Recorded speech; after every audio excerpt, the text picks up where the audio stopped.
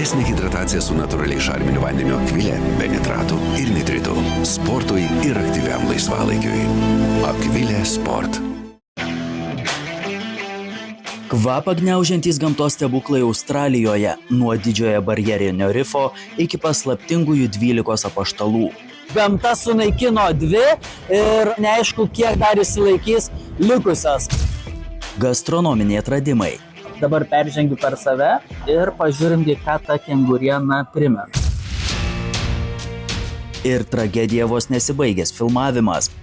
Net rankos dreba ir iš mašinos gerokai apdaužytos. Nematytoji Australija, antra dalis.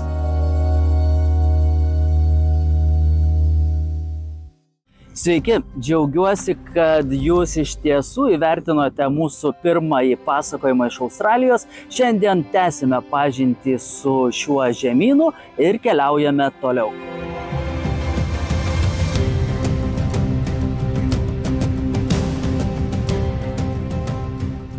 Australija. Žemynas nuo Lietuvos nutolęs kone per pusę pasaulio. Tai vieta, kur kalėdos švenčiamos vidurvasarį, kur kengūrų yra daugiau nei žmonių, o po vandeniu plyti toks gyvybės kupinas pasaulis, kad jį galima pamatyti net iš kosmoso.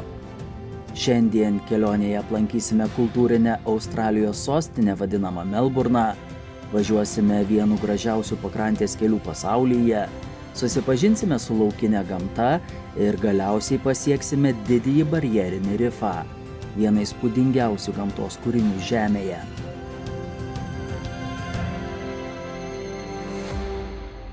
Na kągi, sveikinuosi su jumis iš savo bene svarbiausio kelionės į Australiją tikslo, didžiojo barjerinio koralinio rifo, saugomo UNESCO ir į kurį atkeliauja žmonės iš viso pasaulio pamatyti įspūdingiausių koralų ir juose esančios gyvūnijos, tai yra ir rykliai, ir vėžliai, ir murenos, ir spalvotos žuvys, didelės, mažos ir visa kita. Na, man už nugaros matote dalį veiksmo, matote vandenyną. Na, o aš noriu pasakyti, kad aš dar prieš 2 mėnesius net neplanavau keliauti į Australiją, net nesvajojau, kad čia atsidursiu, nes Australija man buvo tarsi neįveikiamas kalnas, į kurį bandžiau įkopti 3 kartus, tačiau gyvenime taip visą laiką susiklostydavo, arba, kaip sakoma, nutikdavo gyvenimas, kad mano kelionė į Australiją galiausiai nevykdavo. Pirmą kartą nepasisekė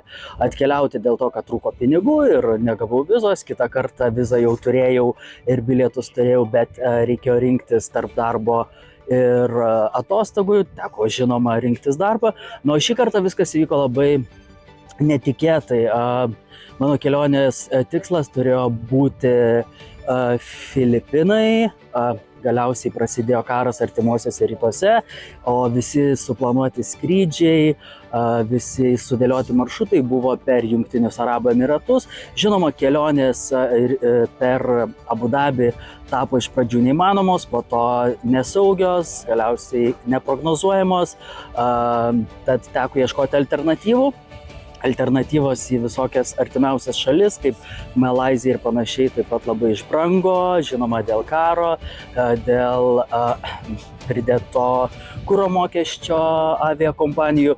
Bet galiausiai vieną vakarą sakiau, velniai nematė, pabandysiu tiesiog užsipildyti prašymą į Australiją. Vizą gavau per, nepatikėsite, 12 minučių. Po 20 minučių aš jau turėjau bilietus į Australiją už labai protingą kainą.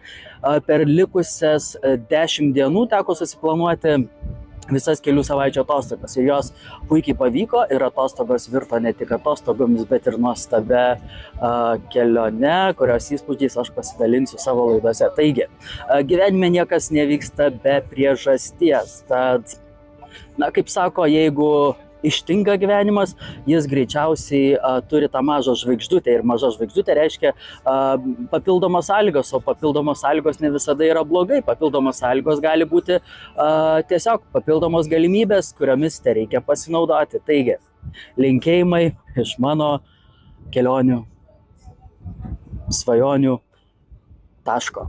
Australija jau aplankyta.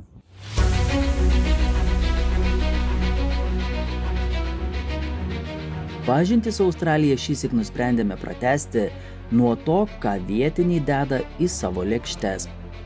Nors šalies kulinarinės tradicijos ilgą laiką buvo glaudžiai susijusios su Didžiąja Britanija, šiandien Australijos virtuvė turi savitą veidą. Čia susitinka Europos, Azijos ir vietinių produktų pasauliai, todėl net ir patyrę keliautojai neretai atranda netikėtų skonių. Vienas garsiausių australietiškų patiekalų – kengurienos kepsnys. Ši mėsa laikoma viena liesiausių pasaulyje. Joje mažai riebalų, tačiau gausu baltymų ir geležies. Pagal vietinių rekomendacijas mes išsirinkom tokią iš pirmo žvilgsnio ganėtinai paprastą vietą, bet ji labai jauki, dirba labai profesionalūs šefai ir personalas. Ir žinoma, man parekomendavo paragauti kengurienos išpjovos ir aš nelabai draugauju su beveik neapdorota mėsa, tai yra mėsa su krauju, bet šefas atsisakė gaminti kengurieną be kraujo, pasakė, ji turi būti arba pusžalė, arba tik labai lengvai apdorota, pačiu blogiausiu atveju pusžalė link lengvai apdorotos. Tai aš dabar peržengiu per save ir pažiūrimgi, ką ta kenguriena primena. Australietiški vynai beje yra nuostabu.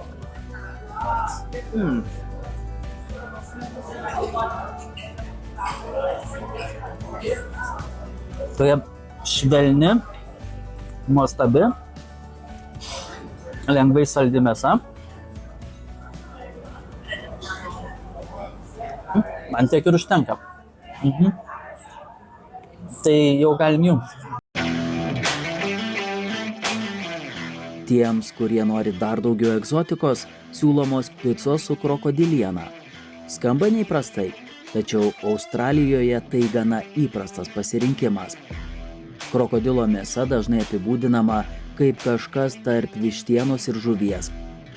Restoranų meniu galima rasti ir emų paukščio mėsos. Šis didingas neskraidantis paukštis yra vienas Australijos simbolių ir puikuojasi net šalies herbe. Jeigu bus kažkas negerai, tai galima visada iškirpti, ne?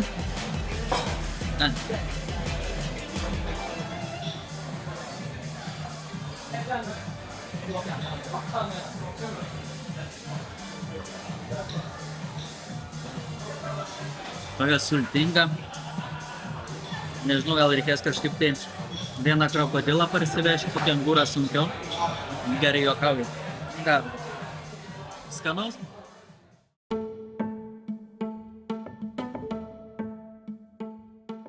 Vis dėlto bene populiariausias australiškas gatvės maistas yra kur kas paprastesnis. Tai mėsos pyragėliai, kurių čia parduodama milijonai. Jų rasite degalinėse, stadionuose, kepyklėlėse ar pakelės kavinėse. Daugeliui australų tai toks pats kasdienis užkandis, kaip lietuviams bandelė ar kibinas.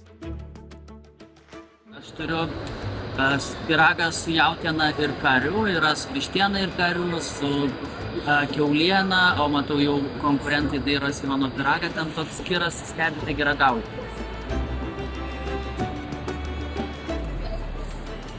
Labai geras karšelis, yra ir vegetaram. Kalbant apie desertus, Australijoje karaliauja pavlova. Nors australai ir naujazelandiečiai iki šiol nesutarė, kuri šalis pirmoji sukūrė šį desertą, abi jį laiko savo nacionaliniu pasididžiavimu. Traškimo rengo plutelė, minkštas vidus, plakta grietinėlė ir švieži vaisiai, dažniausiai pasiflorai, būtent tokia pavlova čia puošia ir australiškus kalėdų stalus. Tik čia kalėdos vyksta nespaudžiant žiemiškam šaltukui, o kaitinant vasaros saulei. Mane atitįsta seilės, ragaujam.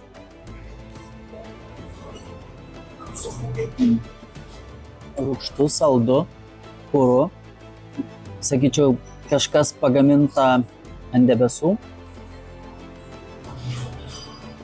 Gal net iš debesų ir skirta debesims.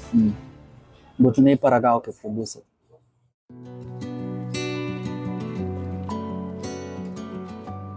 Toliau mūsų kelias veda į Melburną. Miestą, kuris nekartą buvo įtrauktas į geriausių gyventi pasaulio miestų sąrašus. Šiandien čia gyvena daugiau nei 5 milijonai žmonių, todėl Melburnas yra vienas didžiausių Australijos miestų. Jis garsėja kavos kultūra, sporto renginiais, gatvės menu ir išskirtine gyvenimo kokybė. Tiesa, aukšta gyvenimo kokybė turi savo kainą. Melburnas vienas brangiausių Australijos miestų. Nekilnojamojo turto kainos čia nuolat kyla, o pietus restorane gali kainuoti tiek, kiek kai kuriuose pasaulio šalyse kainuoja visos savaitės pirkinių krepšelis.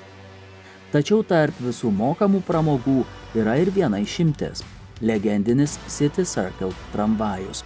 Senoviniai tramvajai nemokamai veža keleivius aplink miesto centrą ir leidžia patogiai susipažinti su svarbiausiomis vietomis. Tai neatsitiktinumas. Melburnas turi didžiausią tramvajų tinklą pasaulyje, todėl šis transportas tapo neatsiejama miesto tapatybės dalimi. Vienas populiariausių turistų traukos objektų yra vadinamasis Jameso Cooko namas. Tačiau jo istorija kiek kitokia nei galima būtų tikėtis. Nors daugelis mano, kad tai garsiojo keliautojo namai, iš tikrųjų tai buvo jo tėvų būstas Anglijoje. Praėjus beveik 200 mečiams po Cooko laikų, namas buvo išardytas, pervežtas į Australiją ir kruopščiai atstatytas Melburne. Šiandien jis stovi viename gražiausių miesto parkų ir kasmet sulaukia tūkstančių lankytojų. Tiesa, apsilankymas čia nėra iš pigiųjų.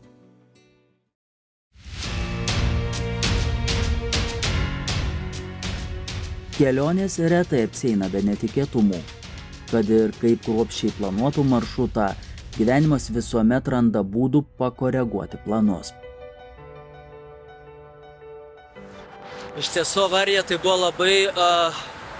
labai netikėta ir labai stipri, tai gal pamoka yra tokia, kad visada segėti diržus, net rankos dreba ir iš mašinos gerokai apdaužytos, tai pasirodo, kelionėse būna visokių tų nutikimų. Tai išlikim budrus ir saugokimės. Mūsų filmavimo komandai Australijoje teko susidurti ir su eismo įvykiu.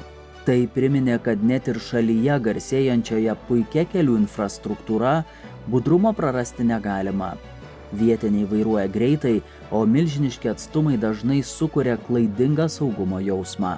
Laimiai šįsyk viskas baigėsi gana sėkmingai. Todėl netrukus galėjome tęsti kelionę vienu garsiausių Australijos maršrutų – Didžiuoju vandenyno keliu.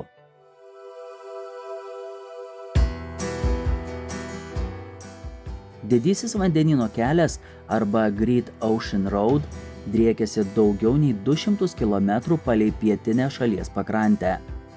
Jis buvo nutiestas po Pirmojo pasaulinio karo ir iki šiol laikomas didžiausiu pasaulyje karo memorialu. Kelią statė iš fronto grįžę kariai, todėl kiekvienas jo kilometras mena istoriją. Pakrantė čia tiesiog kvapą gniaužianti.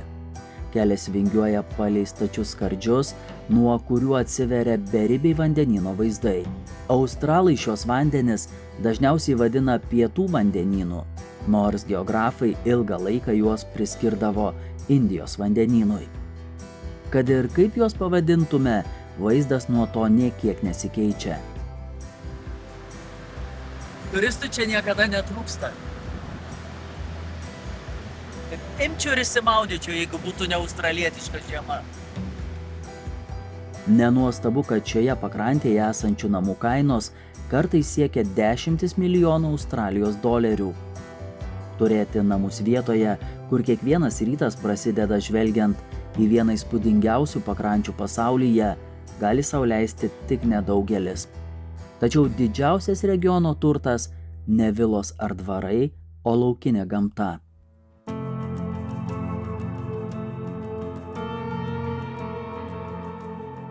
Važiuojant pakrantės keliu dažnai galima pamatyti automobilius, sustojusius šalikelėje arba tiesiog viduryje kelio. Priežastis to paprasta. Netoliese medyje sėdi koalos. Šie gyvūnai didžiąją gyvenimo dalį praleidžia miegodami. Kartais jie miega net 20 valandų per parą, o likusi laiką skiria eukaliptų lapams, vieninteliam savo maistui. Pievose tuo metu ganosi kengūros, jų Australijoje gyvena daugiau nei žmonių. Kai kuriais skaičiavimais kengūrų populiacija viršija 40 milijonų. Tad čia visai nesunku suprasti, kodėl šis gyvūnas tapo tikrų šalies simboliu.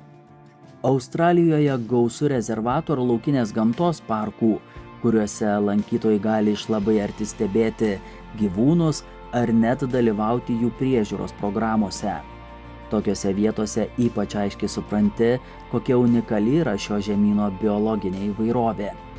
Daugelis čia gyvenančių rūšių natūraliai aptinkamos tik Australijoje. Neatsiejama Australijos dalis kokosai. Žinoma, patiems jų rinkti nevertėtų, yra kas surenka arba tiesiog jie patys nukrenta.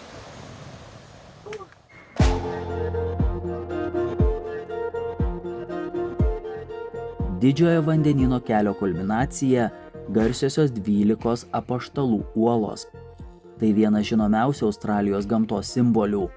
Kalkakmenio stulpus tūkstančius metų formavo vėjas, bangos ir laikas. Nacionalinis Kambelo parkas yra viena iš garsiausių ir įspūdingiausių Australijos vietų, užtat čia turistų, kaip matote, yra pilna ir žiemą. Netgi laikas limituotas, kiek vietoje, į kurią dabar keliaujame, galima bus praleisti.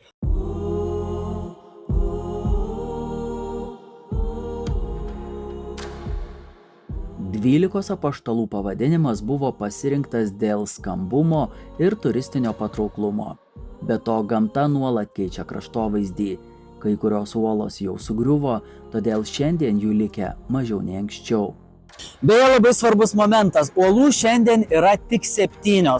Jų niekada nebuvo 12. Anksčiau jų buvo 9, bet gamta sunaikino 2 ir sakoma neaišku, kiek dar išsilaikys likusios. Vėjas yra beprotiškas, tai ko gero naikina ir turistų mines, ir lietų tik nupūtė, natūraliai naikina ir uolas. O 12 buvo sugalvotas dėl apaštalų, žinoma, dėl turistų ir labiau masinti jų srautus.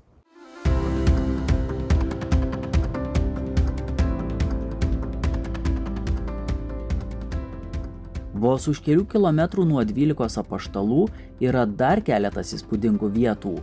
Viena jų – Loch Ard Gorge.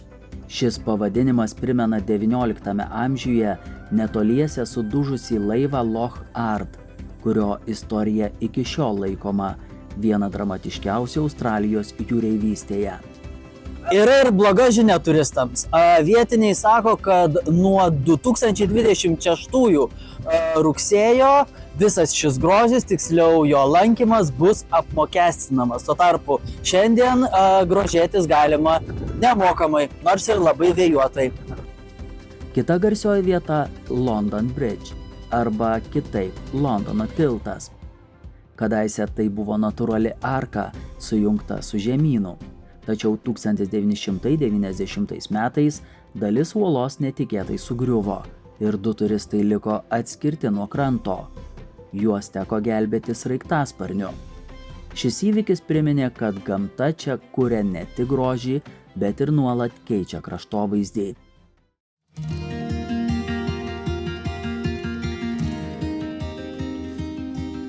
Iš pietinės Australijos persikeliame į visiškai kitokį pasaulį. Skrendame į Queenslandą, į tropinį Port Douglasą. Tai nedidelis kurortinis miestelis, garsėjantis prabangiu gyvenimo būdu ir išskirtinė geografinė padėtimi. Čia poilsiauja verslininkai, garsenybės ir milijonieriai iš viso pasaulio. Tačiau svarbiausia priežastis, dėl kurio žmonės atvyksta į šį regioną, yra visai netoliese. Tai didysis barjerinis rifas. Sėdame į laivą ir leidžiamės į kelionę link vieno įspūdingiausių gamtos objektų planetoje. Didysis barjerinis rifas driekiasi daugiau nei 2300 km palei Australijos pakrantę. Jį sudaro beveik 3000 atskirų rifų ir apie 900 salų. Bendras jo plotas siekia daugiau kaip 340 000 kvadratinių kilometrų. Teritorija didesnė už visą Italiją. Šitie amfibijų kostiumai, po to užsidėsiu aš ir štai šitaip ir dar labiau pasipuošiu, yra skirti apsisaugoti nuo medūzų, kurios po galais čia yra netgi pavojingos. Spėju, kad nuo ryklių, kurie čia, sako, yra draugiški, jie neapsaugo. Kartais pasirodo dar banginiai, tai jie, ko gero, visiškai nepavojingi, nes labai dideli, vargu ar mus mažus pastebės. Kas iš tiesų dar yra labai svarbu ir noriu atkreipti dėmesį, kad esame atvirame vandenyje ir atrodo, kad nėra taip labai karšta, nes Australijoje įpusėjo ruduo, Lietuvoje pavasaris, bet iš tiesų tai yra labai apgaulinga, saulė yra labai stipri, todėl reikia tiek saugoti veidą, tiek saugoti kūną, kad jis nedehidratuotų. Ir geriausia tai padaryti, žinoma, su vandeniu. Nuostabiu Akvilės vandeniu. Jis visada keliauja su manimi. Na kągi, pasidairykim, kągi rasim po vandeniu. Man bent jau pažadėjo, kad krokodilų šiandien tikrai nebus. Žinoma, mano mylimų koalų irgi ne. Draugausim su kuo, su kitais. Keliaujam. Ne veltui šis gamtos stebuklas įtrauktas į UNESCO pasaulio paveldo sąrašą. Tai didžiausia koralų sistema Žemėje ir vienas nedaugelio gyvųjų darinių matomų iš kosmoso. Tačiau tikrasis rifo grožis atsiskleidžia nežvelgiant iš viršaus, o panėrus po vandeniu.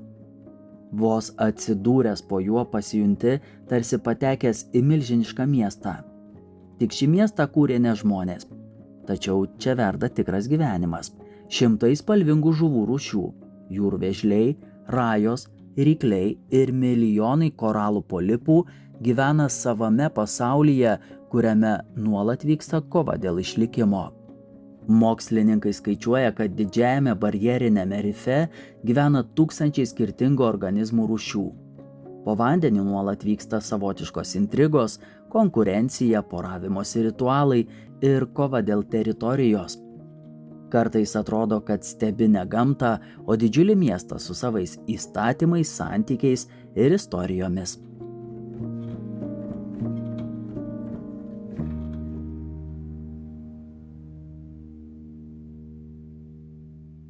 Apibendrinimui. Ar vertėjo? Žinoma, vertėjo. Pasirinkau vidutinį biudžeto variantą.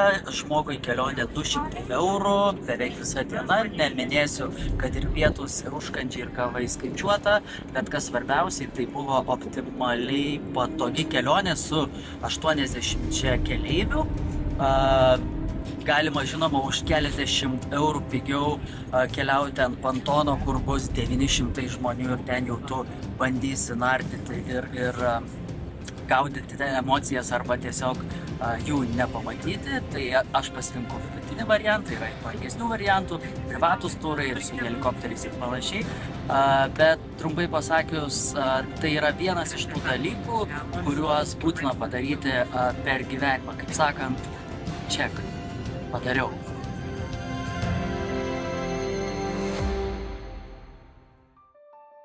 Australija dažnai atrodo tarsi atskiras pasaulis. Tai žemynas, kuriame modernūs miestai ir laukinė gamta egzistuoja greta vienas kito.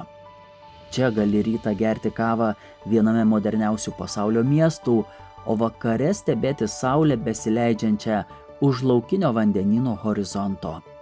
Nuo Sidnėjaus gatvių ir istorinių Melburno tramvajų iki didžiojo vandenyno kelio. Nuo koalų eukaliptų giraitėse iki spalvingų koralų miestų po vandeniu. Nuo mėsos pyragėlių pakelės kavinėse iki Pavlovos deserto ant kalėdinio stalo. Tai šalis, kuris stebina ne vienu objektu ar vieną istoriją. Jis stebina savo mastu, įvairovę ir gebėjimu kiekvieną dieną parodyti vis kitokį veidą. Ir kuo daugiau Australijos pamatai, tuo labiau supranti, kad tai ne tik dar viena valstybė pasaulio žemėlapyje. Tai ištisas žemynas, gyvenantis pagal savas taisykles ir kviečiantis bent trumpam tapti šio pasaulio dalimi. Tai buvo visi mūsų pasakojimai ir istorijos iš Australijos. Su laida Gyvenimas yra gražus keliausime toliau, kur sužinosite, jei seksite mus socialiniuose tinkluose ir YouTube paskyrose Gyvenimas yra gražus.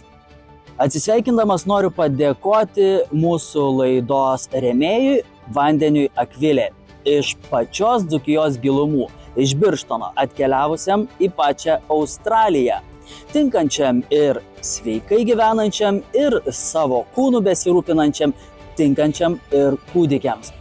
Ačiū Akviliai, ačiū žiūrėjusiems ir iki pasimatymo.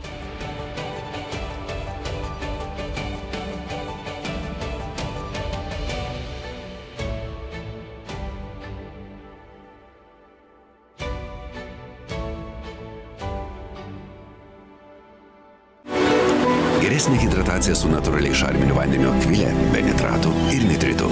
Sportui ir aktyviam laisvalaikiui. Akvilė Sport.